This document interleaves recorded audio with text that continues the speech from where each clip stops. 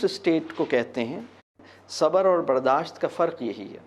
برداشت اس اسٹیٹ کو کہتے ہیں جس میں ذہن میں اور دل میں چبھن موجود رہے اور آپ زبان پہ شکایت نہ لائیں. ٹھیک ہے, یا آپ اس کو ٹالریٹ کر رہے ہیں. برداشت اور صبر دو بالکل الگ چیزیں ہیں. صبر آسمانی پیمانہ ہے, برداشت زمینی پیمانہ ہے. جسے ہم کہتے ہیں نا میرے صبر کا پیمانہ چھلک گیا, بھائی وہ برداشت کا پیمانہ تھا جو چھلک گیا ہے, اس لیے کہ وہ زمینی پیمانہ ہے. صبر کا پیمانہ نہیں چھلکتا, وہ آسمانی پیمانہ ہے. بات واضح ہو رہی ہے. برداشت وہ ہے کہ جب آپ نے کوئی بھی کیس اپنی عدالت میں ہینڈل کرنا ہے, یہ برداشت ہے. صبر یہ ہے کہ آپ نے یہ کیس اللہ کی عدالت میں بھیج دیا ہے.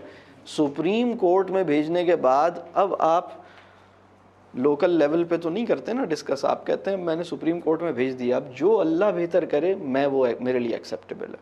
بات واضح ہو رہی ہے. تو اور صبر اور برداشت میں صبر یہ ہے کہ شکر کی کیپیسٹی امپروو کر جائے. اگر آپ حالت شکر میں بڑھ رہے ہیں تو یہ صبر ہے, اگر حالت شکر میں گھٹ رہے ہیں تو یہ برداشت ہے. اگر شکایت ناممکن ہو گئی ہے تو یہ صبر ہے, اگر شکایت کا امکان باقی ہے تو یہ برداشت ہے. بات واضح ہو رہی ہے. بہت جوہری فرق میں آپ کو بتا رہا ہوں. لوگ کہتے ہیں میں نے اپنی ساس کے معاملے میں صبر کر لیا. یار صبر نہیں کیا, ساس نے جتنی تکلیف تمہیں پہنچائی ہے اس سے دگنی غیبت تم نے اس کی ہے.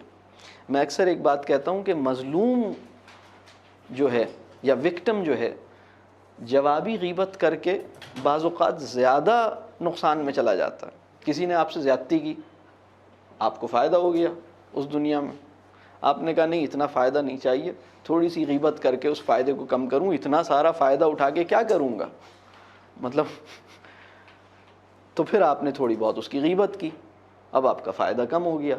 تھوڑی سی اور غیبت کر لی, اب فائدہ زیرو ہو گیا. تھوڑے دن تک اور غیبت کرتے رہے, اب الٹا لینے کے دینے پڑ گئے. ایسا ہوتا ہے یا نہیں ہوتا ہماری دنیا میں؟ ہم اپنے ساتھ زیادتی کرنے والے کی غیبت کو اپنا حق سمجھ کر ایک دو دفعہ نہیں کرتے بلکہ کرتے چلے جاتے ہیں. تو اگر یعنی خدا جو ہے وہ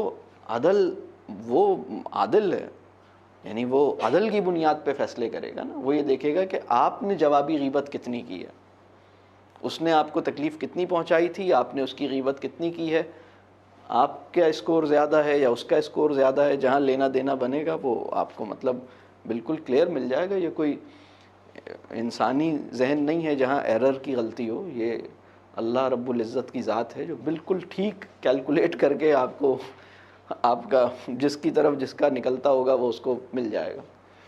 بات